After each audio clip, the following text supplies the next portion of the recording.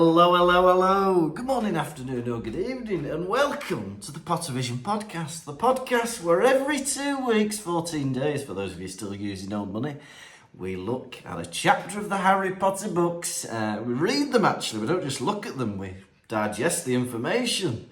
And then we talk about what we've read. Did we like it? Did we not like it? Have we thought of any funny things about it? And then we rate it, and then we do a quiz. And then I read things that you've sent, and then we say goodbye. This week, we're on episode 148, chapter 13 of book 6, The Secret Riddle. I'm here with none other than Tom Lawrenson, and I'm curious to know how he is. I am well. I've come back from Scotland, and now I'm back in my old little house, and I came back to a fantastic surprise. You know the bedroom that was damp all down the wall? Oh yeah, the one that you put me in when I come to visit. Yeah. Yeah. You scurry away to that room. No one puts you that way. You're in that room, you're like a pig in shit. I don't ask for a drink, I'm too scared. I just suck on the wall. Well, you shouldn't be doing that. It's poison. Oh, you never told me that. Well, you should know. You're old enough now, and it's about time you started wearing underpants. All right. So what's happened to this room of yours then? Well, to be honest, we had the roof fixed a year ago, and I think that did sort it out. So it dried out. So Lucy has done a fantastic surprise of treating the wall with damp-proof paint and then painting the whole room white, and it looks great. Hey, fantastic. Yeah, I'm enjoying this new angle of you. We get to see a lovely brick wall to the left of you. Oh yeah, you like that, do you? Yeah, I do like that. Hey, they're sorting out the cellar in this block of flats that we live in now, because apparently the person who last lived here... Joseph Fritzl. You what, sorry? Joseph Fritzl. No, not at all. That was Austria. The person who lived here last had an outdoor jacuzzi that broke, and all the water fell into the house. So the people who own it have brought in these 3 big dehumidifier dryer things, but they have to be there for 2 weeks on. And you go out into the hall and it's boiling. Dry. Imagine being called Joseph, yeah. You are called. You are named after. Yeah, Jesus is stepdad. Jesus is his stepdad. And then doing all that. It's not good, not is very it? good, is it? Marie Curie, named after Mary. She invented loads of amazing things, did some discoveries that helped with, illness. Joseph Fritzl, what have you done? You get given these opportunities and they just throw them back in our faces. Yeah. You, Lucas. Do feel pressure. You're named after, Luke from the Bible. Not directly, I don't think. Well, derivative. Yeah, I am derivative. I wonder what he was famous for. Maybe I need to follow him in his footsteps. What did Luke in the Bible do? Hey, he wrote 2 works. I'll have to write 2 works then to follow in his footsteps. So he was an author, basically. All right. The most prolific New Testament writer. Oh. Why don't you do a bit of that? Write some new additions to the New Testament. I might do. It's about time they brought out part 3, isn't it? We've had Old Testament. That's the Mormon Bible. Yeah, but we don't count that. It's like The Exorcist 3. We don't. We just How think of the first dare 2. you? What? How dare you? You will count that, young man. Oh, all right then. We won't say part 4 then, because it'll be Bible Reloaded. I'm gonna call it, and it'll be like modern day, but with Dynamo doing things. Because I remember he used to do a lot of he used to try and do a lot of Jesus' miracles on his program, didn't he, Dynamo? I remember once he walked on water and things like that. Man's stuck in 2007. It's because I don't watch telly. I don't watch modern telly. I just watch old programs. Well, who's the modern magician that is on telly now, or that people know about? What kind of magician? I suppose Gordon Ramsay's like a food magician. No, I'm talking about magic tricks and sleight of hand and illusions. Well, I said Dynamo because I thought that was more modern than David Blaine. Have anybody got a mobile phone? Have anybody got a buckle at Walker? Gonna put your mobile phone in a bucket of water. Are you? Rita Ora. Dynamo. Hello, everybody.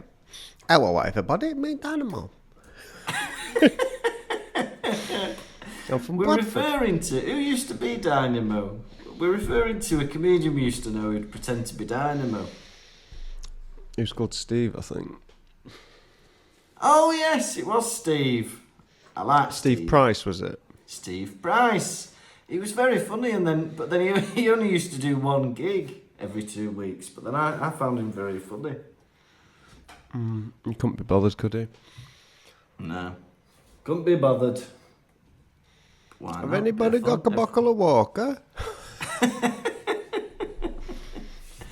It's Dynamo. Yeah. But yeah, it's nice to see you in your natural habitat, having spent the past month in Edinburgh. Do you feel back at home now? Oh yeah, do you like what you see? Oh yeah. Oh, I'd like to look at that for the next hour if you don't mind. It's nice being back. All the hustle and bustle of the Edinburgh Fringe is gone.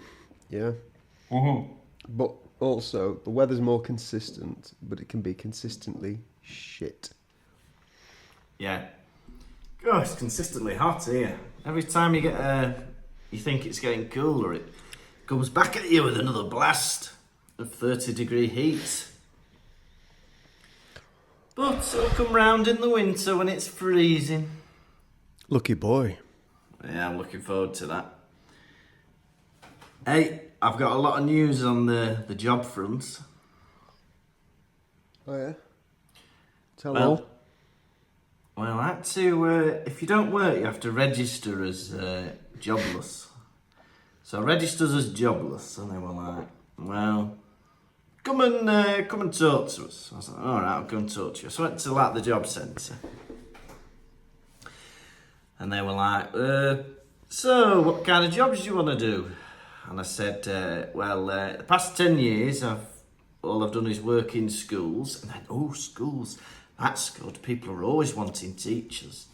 And I said, yeah, but I don't really want to do that anymore. I want to do something in finance. And they went, that's a tricky thing to get into. Are you qualified with accountancy or tax or anything like that? I said, no. They went, I'll try typing your things into my computer. So she tried typing things. Naughty computer says no. So, what do you mean naughty computer says no? Computer says you can't do what you want to do because you haven't learned how to do it. And I went, is there not a job where I can learn how to do it at the job? And I'm like, no, you have to already have learned it and have experience. So I was like, all right. So I was like, well, I've got an interview on Thursday. So she was like, well, try your best with that, and if not, come back. So I was all right. But they offered me they offered me free coaching sessions, 4 free sessions with a guy who helps you to apply and prepare for a job interview and stuff. So 4 free sessions, might as well take part. So I went on Monday. This guy was brilliant. Well, either he's brilliant or I'm a thickie. Because he was telling me things. And I was like, wow, I never thought of that. It's probably quite, it's probably quite obvious. Because we were going through this like job description of the job that I'd applied for. I was like, well, I've got this interview tomorrow. And he's like, right, we're dropping everything else. This first session, we should concentrate on getting ready for the interview. So I was like, hey, that's a good idea. And then he goes, right, what's this? There's a thing in here that says you need to know how to use this program. What are you going to say when they ask you about that? And I went, I don't know, I don't have any experience with that. And he goes, well, why don't you say that you're willing to learn? And I went, that's good. I'll use that. So write that down, willing to learn. And he goes, and this bit, you're assisting them with, year-end, finance documents. I said, I don't have any experience with that. And he goes, well, why don't you say you're willing to learn? I went, willing to learn? Willing to learn? But yeah, but all joking aside, there was a bit of that, but all joking aside, it was very bloody helpful. And then I had the interview on Thursday, and then they want me back next week to meet all the staff and talk further. So hopefully I might be getting a job. Fantastic. Good. So you had the interview and you said those things and it went well? I said I'm willing to learn. Yeah, well, there were other points where I did hit the barrier. I've got my degree in maths and I'm quite computer literate. A lot of stuff was like, can you use Microsoft Office programs? And I can do that. I can do maths. Good with computers, stuff like that. No comments from you about me using computers.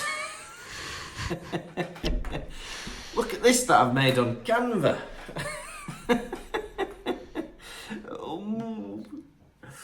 Yeah, so yeah, I might have a more concrete update next time. But yeah, it's looking good.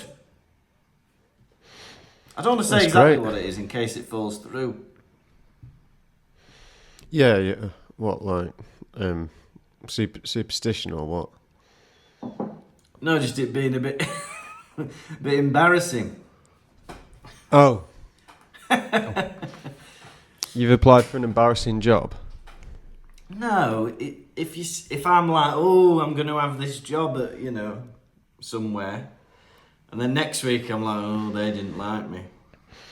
Well, I think that is part of the issue with you treating this podcast like it's your own personal diary. What do you mean? Right, this is how the interview went. Right, I went to the doctor's. He said, I've got a superfluous third nipple. He said, we'll keep an eye on it. Hey, that's private. I don't think I've ever mentioned that on the pod. What? That's private. I just made that up. Oh, I have got one. I thought you knew that about me.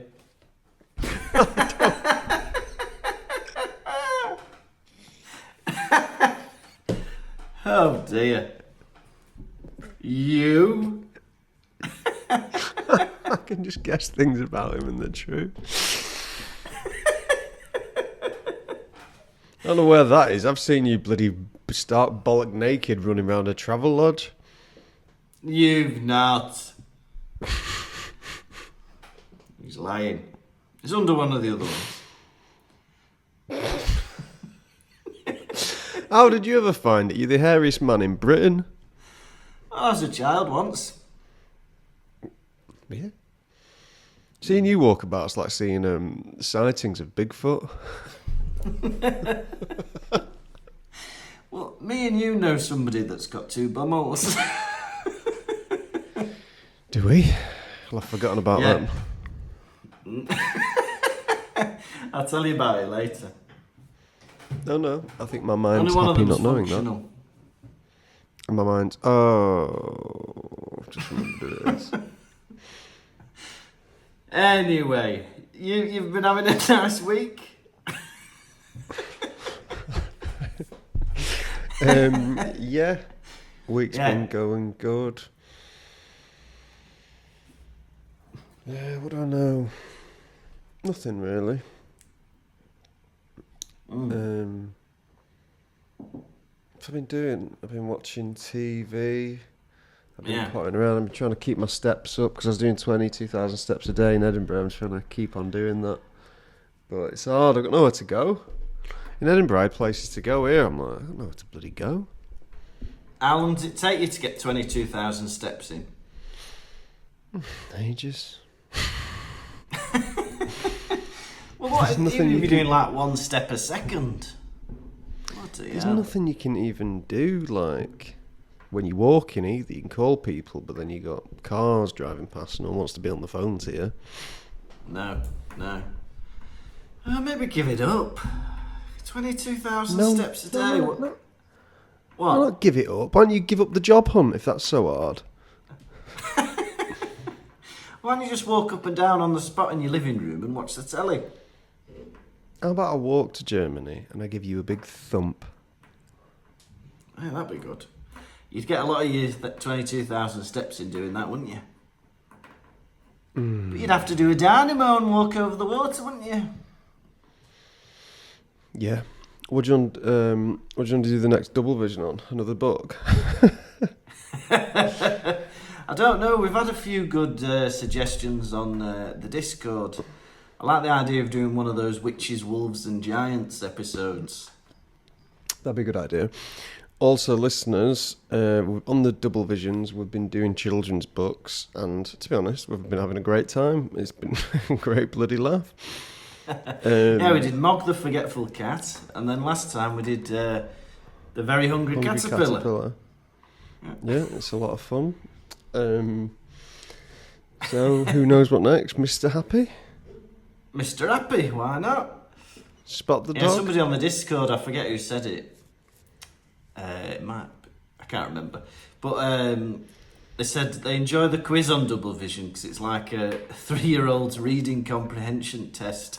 Because I'm asking Tom, and what did the caterpillar eat on a Tuesday?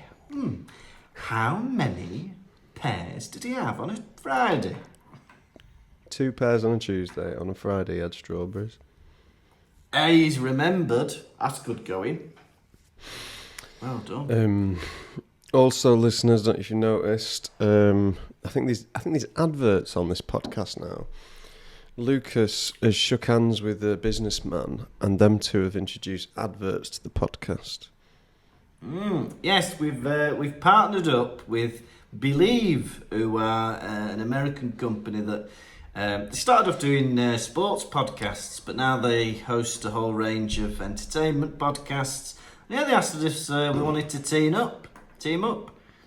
Teenage up? I've got myself some baggy shorts and a sideways cap. That's your idea of a teenager. You already wear the baggy shorts. What? That's your Pottervision outfit. Do they have curly hair now, teenagers? And they do a bit broccoli heads. Yeah, broccoli head. Yeah. So they're hopefully going to help us get the podcast out to more people and get us a bit of money through the adverts. Because we do all this for free, you know. I don't know if you realise this 148 episodes in. You've had nearly 150 hours of free content. Do you like it? Not the people who pay for the Patreon, but... Yeah, they pay for the bonus episodes, don't they? Well, some of them, I think some of them don't even listen. They just pay to support us. And isn't that lovely? I like that. If everybody did that, we wouldn't have to bother doing the bonus episodes, would we? No, it's the fun to do. I'll enjoy doing them. Sorry if it's such a fucking back-breaking effort for you to read a 6-minute children's book. It's not. Yeah, 6-minute children's book. I'm in the middle of building a lot of IKEA stuff. I made 2 chests of drawers yesterday. Would you believe one of the bits of wood was missing? The front bit of the drawer. So now I've got 7 drawers and 1 empty hole in the 2 chests of drawers. You're crashy, What aren't do you you? make to that? You what, sorry? Nothing. What do I make to that? Repeat I yourself. love doing IKEA furniture. Isn't it fun? I do. You follow the steps and you end up with a bit of furniture. Yeah. Yeah. And, well, I'm very organised. I open up the box and I put all the big bits against the wall in a row so I can see it all.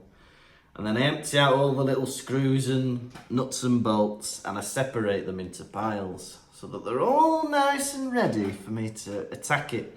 And with the drawers, I didn't make one drawer after the other. I made them all at the same time. I did the first step with all of them, then the second step with all of them. And I think that's a quicker way of doing it.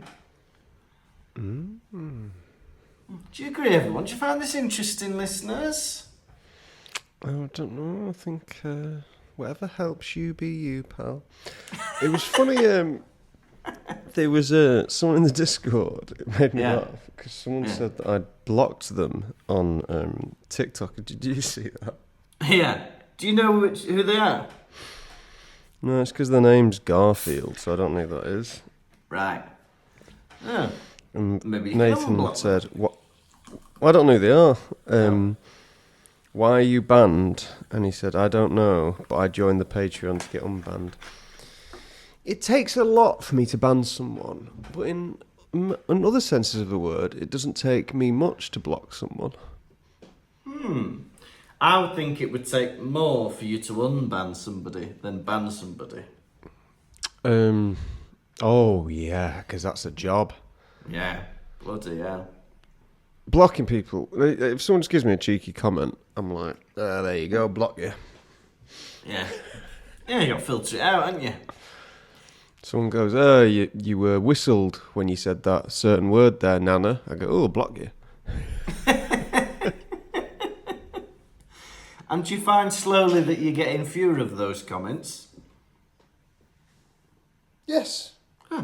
There you go. Proof that it works. Filter out the negativity. Yeah? What doesn't bring you joy, block it. Yeah, thank you, Mary Kondo. Thank you. See, she's another Mary. And look what she's done. Cleared out everyone's garage. Well What's that gesture mean? You what, sorry? You went, cleared out everyone's garage, then you went, I don't think she knows.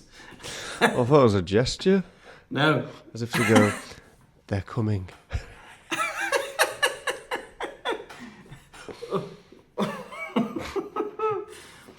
Don't talk, just listen. Come in, come in. Who could it be that want me, listeners? They want to kill me. Who could it be? That's such a funny you line. Who could it be? Oh, it's a good show, isn't it, Pottervision? It's alright. Now, Tom, are you ready? Who, me? Yeah. Are you the only one here? Are you ready for a chapter 13 rundown? Yes, please. Chapter 13, The Secret Riddle. Katie's off to St. Mungo's to get treated, and Harry's got his one-to-one tuition with Dumbledore. And once more, he's sticking on a video, and this time it's a video of Dumbledore. It's a home movie of Dumbledore going to visit Tom Riddle in the orphanage, meeting him for the first time. Right. He goes to the orphanage, he goes into the room, and Tom Riddle's there, and he's like, Tom Riddle, you're going to come to school with me. And he's like, what? My name is Tom Riddle. Yeah, it's a special school. And he's like, right, why is it special? He's like, magic. He's like, magic, I can do that. And then he goes to Dumbledore, but how do I know you can do magic? So Dumbledore sets his furniture on fire, tells him off about stealing things, and then he leaves. And that was the secret riddle. A very intriguing chapter, if I do may say so myself. I'd say so as well. Yeah. Katie is off to St Mungo's, which I suppose is... I'd like to know what the hospital wing at Hogwarts can treat and can't treat. Because she's been a bit cursed and she goes to St Mungo's. Yeah, for example, when everyone was petrified, they stayed at Hogwarts in the hospital wing. What's the... I feel like that is more serious than what's happened to Katie Bell. Because he says Snape got rid of most of the curse. Doing first aid. Snape got rid of most of the curse doing first aid. Correct. Yeah. First aid. And then she's going off to St Mungo's. But it must be serious then, mustn't it, getting cursed like that? Scary. Being in hospital because of that. Ooh. Yes, it's very serious being cursed. Yeah. Ooh. And we still don't know who the intended victim was, do we? No, it's like you're watching the film with a 4-year-old. Must be hurt. It must hurt getting cursed, mustn't it? Yeah, and we don't know who that was intended for, do we? No, we don't. Let's keep watching. Well, you say it's like talking to a 4-year-old. You're the one giving the 4-year-old answers. Yeah. No. All right. How was your day at school, Tom? Good. Yeah. Did you learn anything? Yeah. What did you learn? Can't remember. Oh, that's wonderful. Let's record this and do it as a podcast, and everyone can listen to your wonderful memories of your school day. You're a cheeky little git, you are. Yeah, cheeky little sad. You're a cheeky little git, you are. If I had an ounce of respect for myself, I would dive into that screen and I would throttle you. Yeah, it's a shame you don't.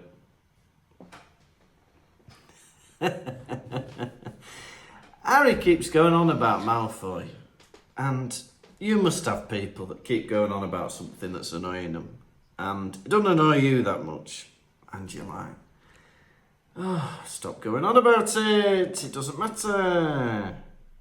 Do you get like that? It depends on what the issue is. See, the thing is, sometimes you need to vent, but other people, they don't understand you need to vent, and they go like this. You'd be like, oh, I'm really worried that, I don't know, you'd be like, I feel like I'm going to die, and people go to you, it's fine, you'll be alright. Well, I don't know, things aren't looking good for me. Yeah, just stop talking about it. Or you go, oh, I'm really worried, I think I'm going to lose my job. No, you won't, it'll be fine. And you're like, well, actually, I've been performing really badly, and I've had a lot of sick days, and I'm on my 3rd warning already. It's fine, just stop talking about it. Yeah. People don't want to listen to people's problems. Just let someone vent. No one's looking for a solution. Put your hand on their hand and say, it's fine, it'll be alright. Yeah. I don't know. Yeah, I suppose, just a listening ear. Not necessarily there to solve the problems, just to Go on. have the feeling that you've been heard. You complain to me, go on, complain to me, and I'll show you how you should react. Alright, what's happened to me? Alright, I'll make it up. Someone shouted at me the other day and called me a poo. It's hard, isn't it? Being shouted at don't make you feel nice. I bet you felt embarrassed. Yeah, I did. Yeah? Well, has the embarrassment subsided a bit? Yeah, it has, yeah. Well, this will continue for a bit until it's gone, but hopefully that won't happen again, but it can. You would be a fantastic therapist. Honestly. I don't think I would. That was fantastic. Very, very good bedside manner, as they say. Bedside... I do not have good bedside manner. Anytime I go visit someone in hospital, I want to get in bed with them. In bed manner. It's comfy, this bed, isn't it? Any sandwiches left? Hom, dom, dom, dom, dom, dom, dom. Oh, they only come round every 4 hours. We've got to wait again now. Yeah, it's good, isn't it? It's good, isn't it? Something you were on about not doing well in your job, that example. I saw a video the other day, and it was one of those videos where someone records themselves being fired over the phone, and it's to like, what do you call it? Not reveal, but to out the company as being unfair or whatever. And so the one was like that, showing the phone. But the person on HR's like, oh, I'm afraid because you've been consistently late despite warnings, we're going to have to fire you. And she's like, late? When was I late? And they were like, well, on the 20th of August, you were 20 minutes late. And then on the 31st of August, you were half an hour late. And then they did this long list. And then they go, and you didn't even come in at all on 2nd of September. She goes, oh, that's my birthday. And the woman on the phone goes, I work on my birthday. Everybody works on their birthday. And this woman on the phone thinks, she's like, oh, how unfair is this company? Unfair dismissal. I was like, hey, you're not turning up to work. I love that people don't think they should have to do anything on their birthday. It's so funny. Yeah. Oh, it's my birthday. It's my birthday. It's right. Look, as soon as you get to about 12, that stops, I'm afraid. Sorry to any kiddies listening, but as soon as you become a teenager, you go to high school, you can do things for your birthday, but it's just another day, I'm afraid. Get on with it. Go to school, do your job, and have a bit of chocolate cake when you get home. In bed. Yeah, and then bed. And bed. No, is in the best bed. Eat gift. it in bed. Oh yeah, chocky in bed. Yeah. Yeah, but a bit I'd of love to eat a birthday full in bed meal. is amazing, isn't it? Do you know what? I might rent a hotel, get an Indian takeaway, and eat a curry in bed. Oh yeah, that'll be good. Doesn't that sound nice? I don't think that even sounds nice for you. Never mind the hotel. Oh, I guess I'll sleep in this masala sauce now. Oh, that's lovely. Oh, I love the smell of cold curry as I slowly fall asleep. As we all know, no one can sleep well after gorging on curry. No. Late night, because we sometimes go for a late night curry. And well, I think in general you should never go to sleep straight after a big old meal. Your stomach needs time to settle. Alright? So, give yourself a good hour or two after you've had a meal before going to bed. Go on a nice long walk. Yeah. 22,000 steps is the recommended daily amount. Knackers you. I fall asleep afterwards. I'm in bed. So you quit your job? Yeah, I couldn't do that in the walking. Eh? Well, it was either the job or 22,000 steps a day, and you chose 22,000 steps a day. All right. So, how are you paying for food and stuff? Well, Lucy. Oh, Berries, nuts. Nobbies. Nuts. Let me tell you something. Yeah. This is the first time that Dumbledore ever meets Tom Riddle. Tom Riddle is a little boy, and this is the first glimpse of Lord Voldemort when he was last a human, some might say. And he's a very clever little boy. Yeah, he's very astute, very clever, very arrogant, and I think a horrible child is scarier than a horrible adult, especially in films and movies. I think a little kid that's evil is like, oh, because you shouldn't be evil when you're that small. You should be evil, after you've been practicing for years. So I think little Tom Riddle, to me, is even more scarier than Voldemort. thinking that there's this little kid that's doing horrible things to other children. Because it talks about him taking 2 kids into a cave and then they've come out traumatised. I don't know what he's done in there. Horrible. I'd like a little book on Tom Riddle on his own. I think it'd be really fun. Yeah, a little prequel.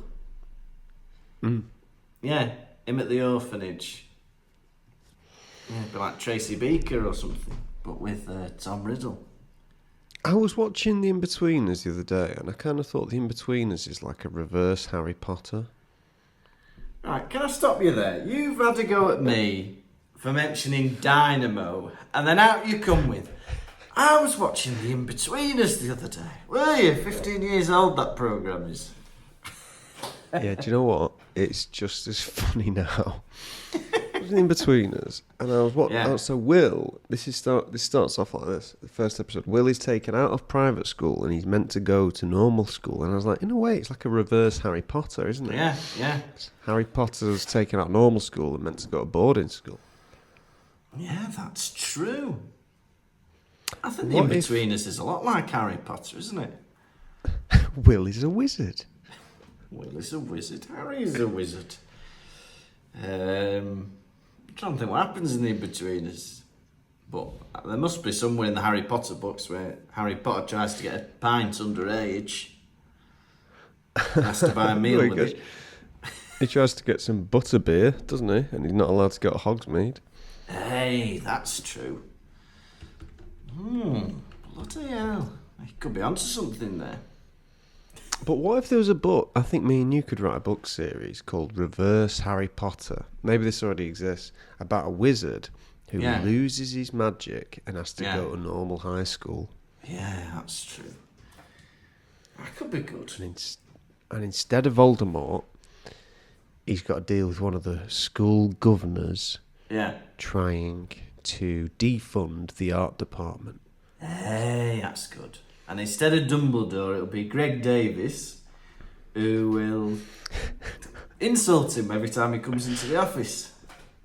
Instead of Ron, we've got Jay Slater, who's the most crass person in his year.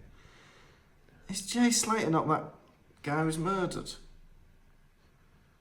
I thought that was the name of that guy who disappeared in Spain. Yeah, he wasn't murdered. He died though, didn't he? Well, he's called James Buckley. Oh, you know that lad was in The Inbetweeners. No, Tom, he wasn't in The Inbetweeners. Jay Cartwright. Jay Cartwright. It sounded like I was calling that lad who died a liar. He's the biggest bullshitter. What? Oh, God. Oh, dear. Yeah, it is quite unfortunate confusing a sitcom character with a tragic real-life death. But we've all done it. I suppose Carly D'Amato would be Hermione. Carly D'Amato. Right, okay, yeah. Okay. You're stretching my memory here, Tom. You should rewatch it. Ron would be the tall one that's stupid. Neil Sutherland. Yeah, I think that's about it, isn't it? It's not that good of an analogy. I'll be the first to admit it. Let me take me jumper off. I'm a bit hot. Yeah. We tried the analogy, but it didn't work. You stupid git. I can't stand the sight of you. You make me sick and I can't bloody stop thinking about how I'm going to punch you in the nose, you horrible git. Got something to say? No? Just doing what you did to me a couple of weeks ago. Oh, your expression looked friendly. I'm assuming you were saying friendly things. Yeah. Martina she was listening to the podcast and she was like, Tom's just called you an horrible git. And I was like, I knew he'd said something like that at the time. Well, that's the podcast, isn't it? Yeah. It's all the fun of the Pottervision podcast. That's the beauty of the podcast. Now, he's very clever, Tom Riddle, because he immediately thinks that Dumbledore has been sent to put him in an asylum. Yeah. He's like, that's what I'd do with me. If I met a naughty little boy like me, I'd try and put them in an asylum. So I know why you're here, and I refuse. He's ready, isn't he? He's ready to put up a fight. He's like, you can do what you like, I am not going to the asylum. I'm afraid he gives Dumbledore too many clues about him being insane. Yeah. And Dumbledore just brushes past all of them. Dumbledore's like, have you ever done anything you couldn't explain? Anything? And he's like, I have abilities. I can hurt people. I can harm animals. And Dumbledore's like, okay, yeah, we've got a school for you. You'd be more inclined to be like, actually, I think, no, yeah, maybe you should be in an asylum. Well, I wasn't going to take you to an asylum, but now you've said all that, I guess it will be bedlam for you. Yes, I'm going to take you to a school. It's called a pupil referral unit, and I think you can learn a lot there about how to behave. Oh. This is the first person Tom Riddle has ever met that is more powerful than he, and he knows it. Would you agree? Yes, I would agree. And Dumbledore. Yeah. Dumbledore's got something that Tom Riddle wants, and he knows to get it he has to use manners. Yeah. Yeah, he wants to be able to learn magic, he wants a magic wand. He asked Dumbledore to prove that he can do magic. And Dumbledore can do all sorts, but what he decides to do is set fire to Tom Riddle's wardrobe. There's no need for that. I know it goes back to normal afterwards, but you're scaring the shit out of the lad. All his possessions burning up inside a wardrobe. Why don't you just, pull a rabbit out of a hat or something, or pull a coloured hanky out your sleeve? Because he wanted to show him that he's a formidable being. Oh, maybe. Do you think it was like an intimidation tactic? Yeah, be like, do not be deceived by my quiet demeanour, my manners, my long hair, my robes with no knickers on underneath, for I can make things burst into flames. Oh! Yeah. I don't think I want to go with this man. He's talking about going commando. Oh. You stay here in the orphanage then.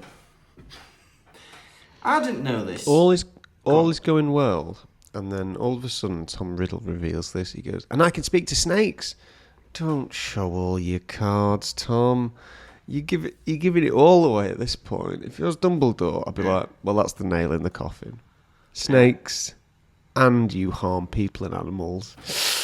Oh. I don't think you should be coming with me. No, but Dumbledore, yeah, it's funny. Dumbledore just seems to take in the information and still accept him anyway. Maybe they accept all kinds of people at Hogwarts. It doesn't depend on their behaviour. They think they could turn them round. Tom Riddle's birthday is the 31st of December, New Year's Eve. And for me, that's got to be the worst day of the year to have a birthday, I think. Because New Year's Eve, everyone else is already going to a party. What about 20th of April? What's bad about that? Never mind. Continue with the analogy. Right. 31st of December, everyone's already having a party. And what's also depressing is it's your birthday and everyone is literally counting down until your birthday's finished and then singing a song and dancing.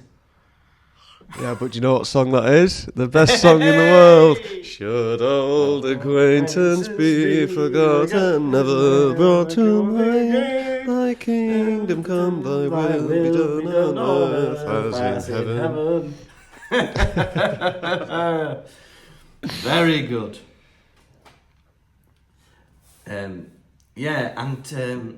Dumbledore's talking to the woman that works at the orphanage, and he's on about the Tom Riddle's name. And the woman goes, oh, and his middle name's Marvolo. Funny name, isn't it? Yeah, it was, so the anagram worked. Oh, right. Oh. Oh. Oh. Yeah. Tom showed his contempt for anything that tied him to other people, anything that made him ordinary. Yeah. Voldemort. That's cool, isn't it? Yeah. He does not want to be ordinary. Well, he succeeded at that now. Look at him. Funny looking fucker, isn't he? Nothing ordinary about that. Oh, I've never seen anyone look like you freak. Oi. Oi. You're extraordinary. He doesn't even like his name Tom because he feels like it's ordinary. How do you feel about that, being a Tom yourself? Well, I always forget my name is Tom. Do you ever forget what your name is? Yeah, a little bit. I don't like saying my own name. I know, it doesn't make sense. Yeah, when people ask me my name, I'm like, oh, can you just read it off a piece of paper? I don't like saying it. Oh, why would they name you that? Oh, it hurts. Yeah, fair enough. Yeah, because Lucas is quite an unusual name, I suppose, especially with a K in the UK. Mostly it's with a C. But I don't know. I don't know. It's just strange, isn't it? Maybe everyone's a bit like that with their own name. It seems like an odd commodity. Alright, that's all I've got to say on that. I don't have any friends called Tom. I don't think I do anyway. I don't have any close friends called Tom. And I always find it weird when you have to call someone else Tom. I'm like, well, that's not your name, is it? I think we all know that. That's my name. Yeah? Yeah. Yeah, I'd feel Right. weird as well, having to say my name. How many little boys with a wardrobe on? That's terrible. How many little evil boys out of 5 are you giving this chapter? I thought this chapter was fantastic. I thought it was really sinister. It was really atmospheric. You like that, did you? I like that. I did like that. It was sinister, atmospheric. For me, this one chapter makes Voldemort more terrifying than he ever was before. I like the whole setting of the orphanage and the mystery around him being evil to other kids. I was bloody very pleased reading this. I'm going to give it 5 horrible little boys out of 5. And you? There you go. For me, I loved it. First glimpse into little boy Voldemort, who looks just like his dad. I agree. Wardrobe bursting into flames, little evil boy running around. It's got to be 5 little boys in an orphanage out of 5. Fantastic. Right, are you ready for quiz? Yeah. Did you ever know that you're my quiz? You are the quiz beneath my wings. Right, question 1. How was Dumbledore's hand described at the beginning of this chapter? Black. And Half burnt. a point. Black. Oh, full point. Hey! Okay. At the orphanage, what was the scruffy girl wearing? Oh, what was the scruffy girl wearing? Oh dear. An apron. Correct. Oh! I'm getting lucky here. What does Phineas Nigellus Black call Harry? No looking at notes. Where are you looking? I'm not looking at anything. You went like, Yeah, I'm thinking. There's nothing down here. You I look don't at know. me while you think, young man. Alright, an upstart. He called him impertinent. Oh, there you go. Do you remember? A bit, yeah. Now you said it. I have heard that word before. He went, impertinent. When I was at Hogwarts, no student would dare question a teacher. Yeah, alright. Unfortunately, you got that wrong, so we cannot continue with the quiz. Hey, no, we want all 5 questions. People like playing along at home. All right, then. How many letters in the word Harry? 5. Correct. What does Harry have on his forehead? Lightning bolt scar. Correct. And this has 4 out of 5. And now it's time for Hedwig's droppings. We're not alluding to owl poo. We're not alluding to ploppings. We mean the messages you send in when we allude to Hedwig's droppings. What's in a beak this week? Well, we've had a 5-star review from Draco Malfoy 6654. Now, Draco says, I love this podcast so much that I spend many hours listening each day. But I have a question. How do Hermione's parents feel about her going away to boarding school? And if they try to stop her, would they be attacked by Hagrid? Thank you for making my life a lot better. I love that there's no middle ground in that question. There's no meetings with the teachers. It's basically you accept or Hagrid comes round to your house and beats the living shit out of you. All right? I feel like Hermione doesn't have to go to Hogwarts, does she? I don't know. I think they do. I think they need to learn how to control it. I don't like that.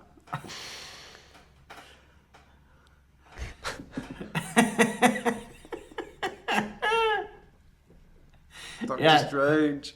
It's Doctor Strange. Ooh. It's like Marvel, son. Right. How do Hermione's parents feel? I think they feel bloody sad because they don't see her until the holidays.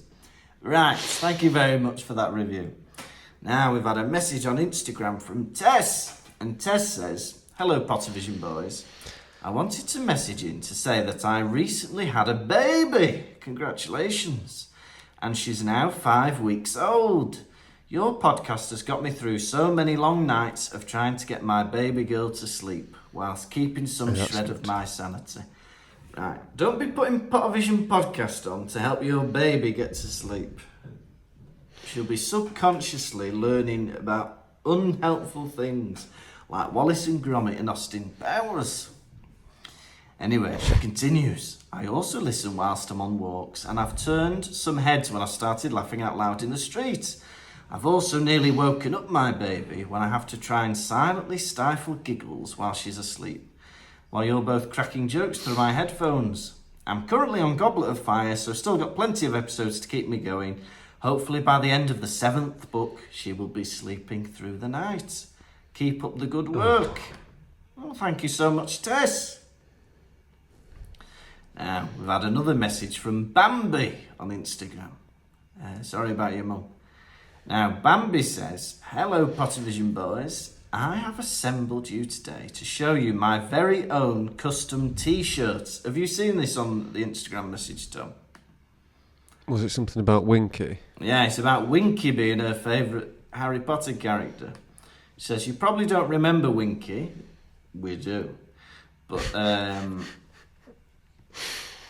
yeah, but she was written for the dads. I can't remember her saying that Winky was for the dads. Put Winky in there for the dads. But it has solidified her place in mine and my boyfriend's hearts. But he refused to wear a matching t-shirt. That's disgraceful. Bad boyfriend points for not wearing the Winky t-shirt. What's the matter? Afraid of not being cool anymore? Right, put your Winky top on.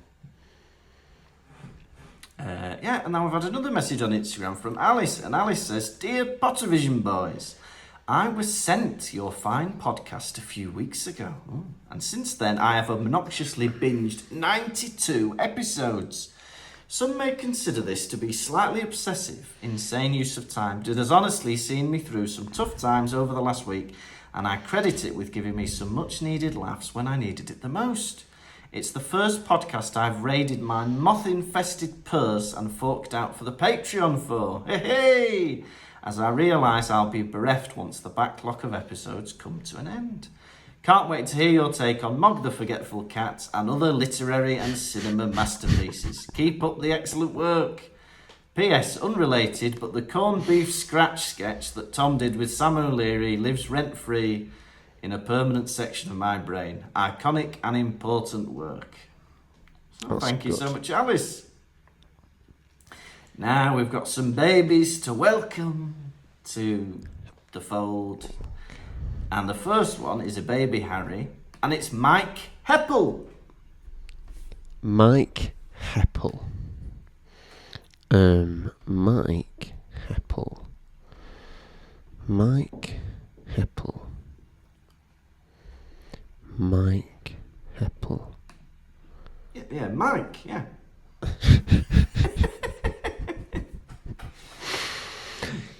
You are on a pirate ship. Pirate ship. Oh, hey, I want to see that though. Mike on the pirate sheep. Pirate. That's. I wonder if anyone's done that. Yeah. This is like when someone invented the penicillin by accident. The pirate sheep. I've googled pirate sheep.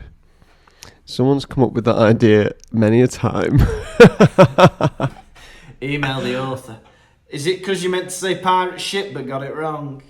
No, it's an idea I've had. There's even a company over here called Pirate Sheep. What do Filing they do? history. Oh. I don't know. Well, probably nothing in it for you then. Let me just click in shopping if I can buy anything. Well, we hope you're feeling special, Mike. Thank you so much for supporting us. We're just having a look at this website and then we'll get back to you. You are on the pirate sheep ship. Yeah. Oh. You are a baby on board. All the other sheep are banging into you. Ouch, you say. But what can I do? I'm first mate. I don't pick the crew. The captain picks the crew. You're walking around. Enemy ship approaches. Oh my god, I need to sound the alarm. All the sheep are in the way. You go left. You go right. You can't get past these bloody sheep. To sound the alarm, you think, I'll have to do it this way. You grab two of the sheep's nipples and twist and pull them as hard as you can. They scream as loud as they can. Everyone is alerted. You run to the telescope and have a look at the other pirate, at the other ship. Is it another sheep ship, you ask? No, it is a warthog ship. And I see their captain looking at me. He's shouting something at me. Oi, come over here and we'll fight like animals. Are you Welsh? No, nearly. Cornwall. Cornwall, what do you want with us? We want your loot, your treasure, and then we're going to eat all your sheep as lamb. That is terrifying. That is absolutely terrifying. Baby, you think quick. You look around and see all the rum. You tell the other sheep to arrange a catapult, a slingshot, if you will. You get a load of rum, and then you stick a bit of cloth in it and light the cloth, and you make a Molotov cocktail. You launch it at the captain of the warthog ship. It bursts all over him. He's alight with flames. Oh, I didn't know you were going to do that. Do you surrender? Yeah, white flag. Right, then climb aboard. All right. The warthog captain is aboard. Slightly burnt, you think. We'll have to shave him. So you begin to shave the warthog captain. under all this fur and hair, he has a very supple body. He's been burned slightly, and you massage the burns. Does that feel good? Oh, yeah, that's good, that. I It's like weird. that. On his body, you see a tattoo, and it says, "Sheeps are evil." And you think, I'm not having that. You take out a little dagger, and you put it into his kidney. Yeah. How's that feel? Oh, I didn't know you were going to do that. Did you not? No. I've been alerted by your tattoo. It's upset me. I'm a baby on the sheep ship, and these are all sheep. You can't have a tattoo saying that. Yeah. Maybe I should have known a lot of these baby stories end in stabbings. One of the sheep does a poo on the floor, so the baby picks up the poo and he starts rubbing it in the warthog's eyes. Oh! Gonna give me pink eye. How does that feel? Oh, I didn't know you were gonna do that. All of the warthogs on the warthog ship are watching in absolute horror. They think, those sheep are mental. The sheep are looking back going, it's not us, it's this baby. A shark is swimming past. You look over and you grab this captain of the warthog and you push him in. Splash! The shark looks at him and says, "Are you okay?" Yeah, I'll be alright. You've been stabbed and you've got feces in your eyes and you're naked. Well, it's all par for the course when you're a pig pirate. Do you want me to save you? Yeah. The shark decides that if he continues living this warthog, it will be no life. So he grabs the warthog by the foot and submerges him underwater for over 10 minutes till he drowns. Oh. I didn't know you were He's going to do saved. that. He was saved in the kingdom of heaven. Welcome aboard. Welcome aboard, Mac. And we've got another baby Harry. And this baby Harry's called Roxana. Roxana, you are a baby in a barber shop. Oh. You're rolling around on the floor playing la la la la la la la la. There is a man getting his beard shaved. You're looking up at him and he's making conversation with the barber. How would you like having your beard shaved then? Just a bit off the sides and but leave the front and the moustache relatively bushy, please.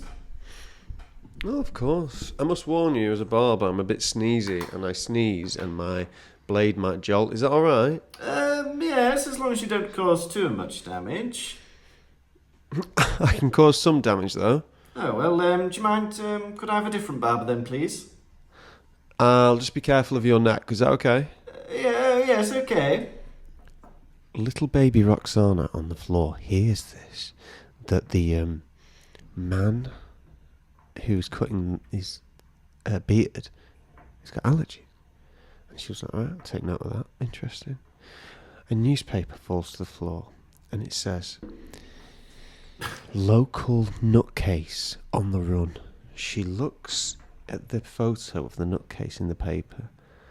It is a man with a beard and glasses. She's looking up at the man in the chair and she says, it's the same person.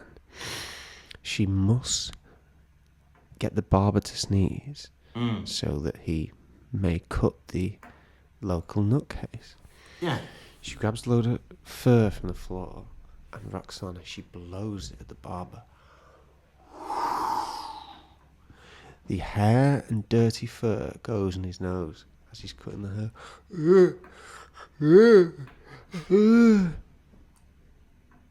I think I'm going to sneeze. Oh, wait, can you take the scissors and the knife and the shaver away? It's hard to put down while I'm sneezing.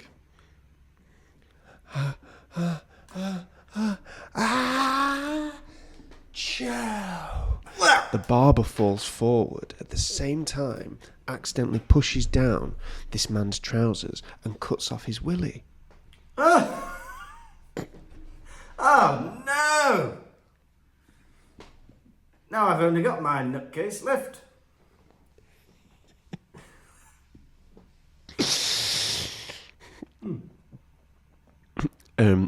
Roxana, she opens up the newspaper even more to reveal the full headline. Local nutcase on the loose. Victim pictured. Oh no. After all I've been through, now this. Well, Roxana, you are welcome. Welcome, Roxana. Now we have another baby Harry, and welcome to the Patreon, Lauren. Lauren, your father is a farmer, and you are sat in your bedroom at night looking out onto the fields. What a good yield. It's going to be a very good year for us. Yeah. What? What a good yield.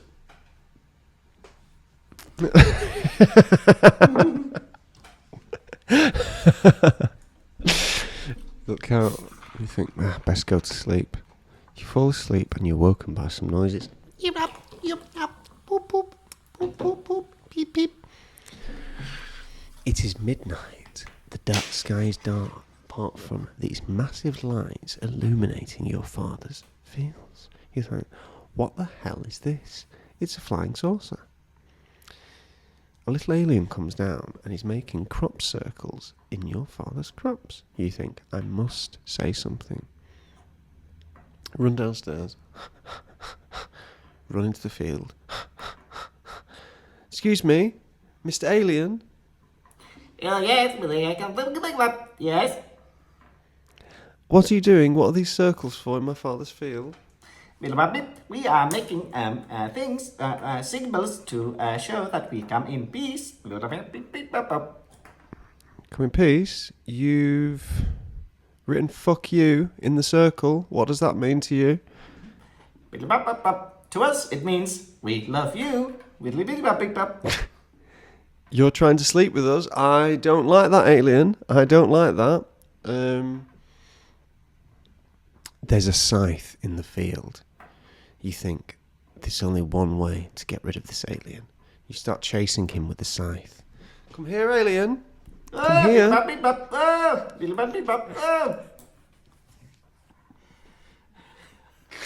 Chase him all the way. He runs into the flying saucer, and you get in there with him. You're running through the tunnels as he's screaming, trying to find his alien compadres. Alien compadres, help! You burst into the the hub where they all are. He tries to tell on you. This baby tried to kill.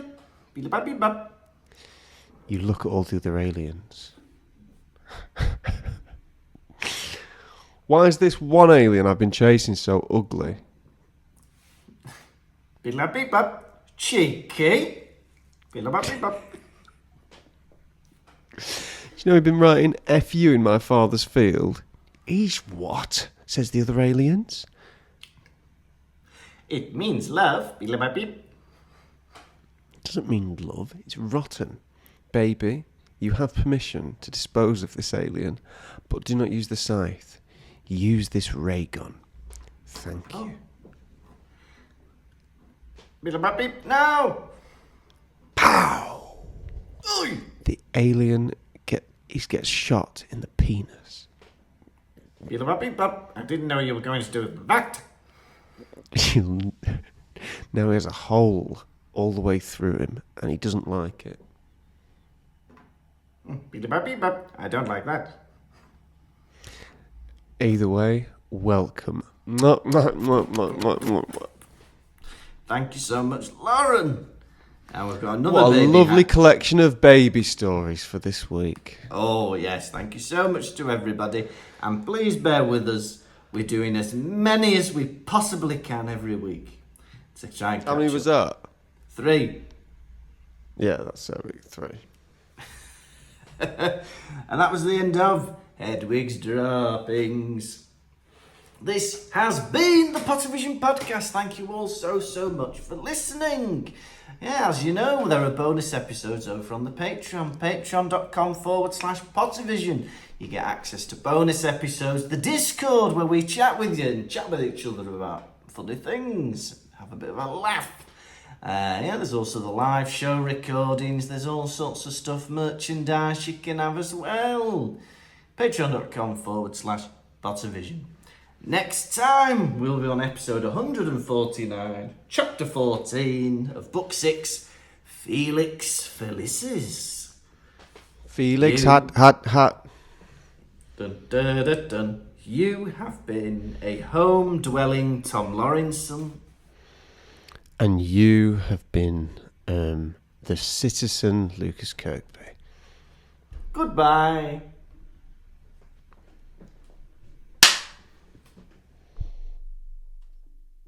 Oh.